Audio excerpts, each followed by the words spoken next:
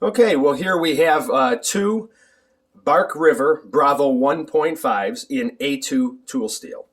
I like A2 tool steel. I prefer the more simpler carbon steel knives for the fact that they're just simpler to maintain in the field. And I feel that that is a great skill to have honed, pun intended. A2 doesn't require any, type of diamond impregnated media or sharpening media, anything different. Essentially, this is probably, about as far as I'd want to go in terms of simplicity and field expedience for sharpening. You can still use a river rock with it. And you can still use a piece of flint. I do have a video on that where I do get spark with a piece of flint. With A2. As a matter of fact, it was this Bravo here, which is my original one that I've had for some years now. And this has the cocabola scales on it. I've also have a video where I've done it with 3V and lit char cloth. So, you do have to try some things for yourself. Obvious differences other than one being rampless and one not. This one here my girlfriend got me, and it is in my favorite handle material, which is Osage orange. And it has green liners. But you'll notice a big difference here when we look at the handle thickness. And of course it does mean that the knife handle's a little bit different. I really, really like the secured grip on this thicker handle. Doesn't feel like it stresses the hand out as much. You'll also see that these sheaths are quite different as well. This being the original sheath. The one thing I really like about the original sheath is we have a nice generous belt loop. We still have numerous attachment points, but I really like a belt loop like this because as the leather softens a bit through use, when you sit down, it'll peel away from you a bit and not jam into your side or jack your belt up or anything like that. In terms of this retention strap, I'm hot and cold with it. It's never lined up here for me to be tucked out of the way. And, you definitely have to be careful if you're taking the knife out or resheathing it that you do not cut that. And as you can see, it has to be out of the way and then pushed back down.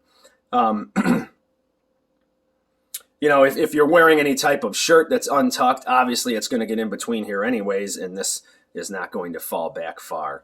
But I do like the fact that the handle is at the top of the loop, the top of the belt loop, so it does ride a little bit lower. Where you'll notice the new sheath, which is very nice, and it does have the waterproof treatment done to it. Very, very secure fit. Of course, a lot of attachment points as well. But you'll notice we have a completely different, thing going here on the back. We can do horizontal carry. Of course, you can do tip-up carry if you, got it on gear or whatever.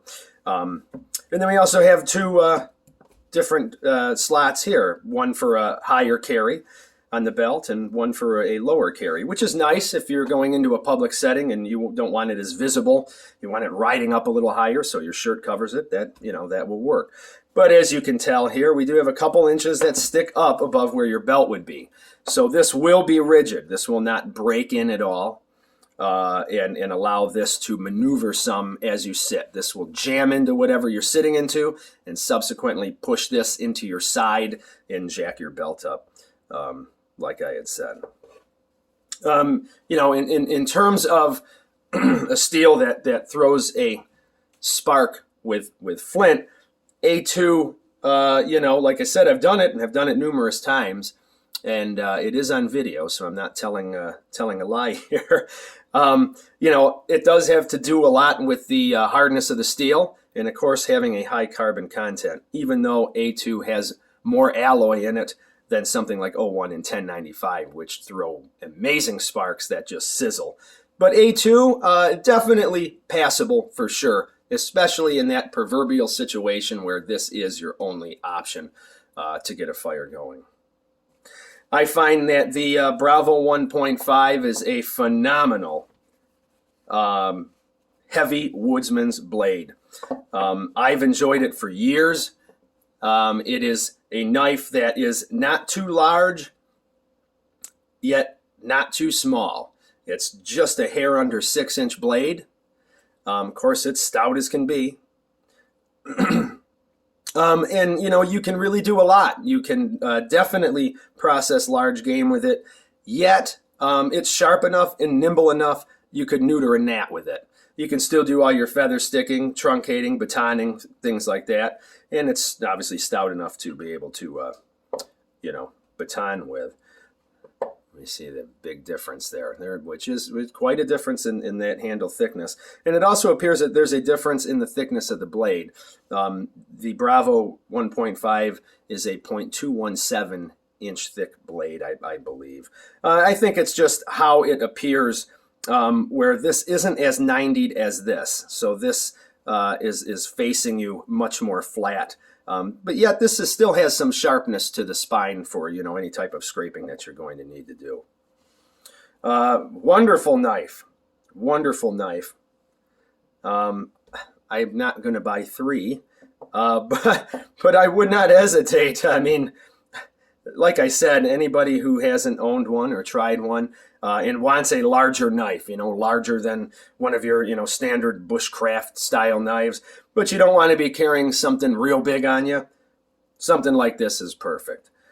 A nice, roughly 6-inch blade, nice and stout, comfortable in the hand. As you can see, we don't have a really wide blade here.